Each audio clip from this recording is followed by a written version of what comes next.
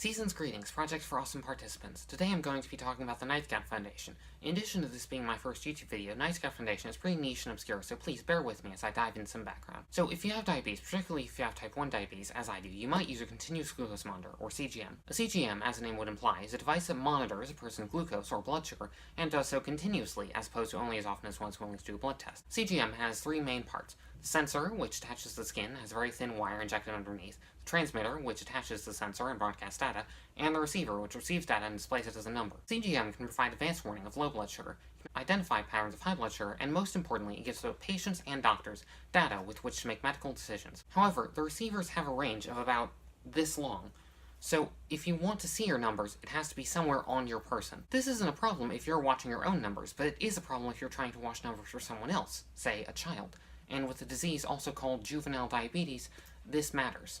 Often, parents had to choose between keeping their children literally at arm's length, or foregoing possible warnings that their children were about to pass out and die. So yeah, little stressful. And this meant that younger patients were often not allowed to act independently. In short, it sucked. Also, CGMs are really obvious medical devices. Like, I don't know how many medical devices you've seen, but as a rule, they tend to look like they were built in the 80s. While I don't have anything against the 80s, I wouldn't want to carry around a cell phone from that era today, especially in a high-pressure social environment like, say, high school. So teenagers didn't want to use CGMs at school, which would make their parents think they weren't being responsible, leading to a fight, and you get the idea, it sucked. Consequently, a number of parents got together online and basically said, this sucks, let's change it.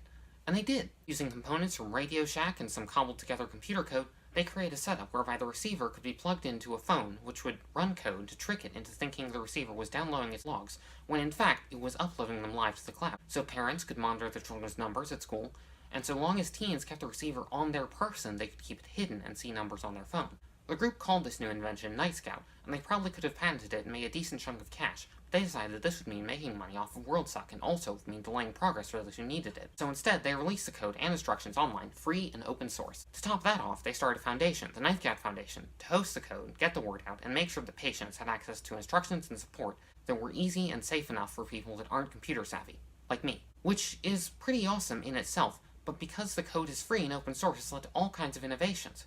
For example, now instead of needing a phone to see my blood sugars, I can see them on my watch or on the display on newer cars without ever looking at a phone. Because Nightscout is open source, I can modify the database to accept other inputs, so I don't have to keep a separate insulin log and food diary in addition. More recently, the Nightscout Foundation has partnered with a number of research organizations to make it possible for me to automatically submit my anonymized logs to a pool, so that researchers have observational data to draw from. On a smaller level, Nightscout being free has enabled clinics in developing regions to offer this technology to patients that might not otherwise be able to afford them. The open nature of Nightscout has also empowered individuals to improve their own care. Some have created predictive algorithms that can anticipate future blood sugars based on the data put in. Others have gone further, programming old insulin pumps to create a closed-loop artificial pancreas years ahead of manufacturers.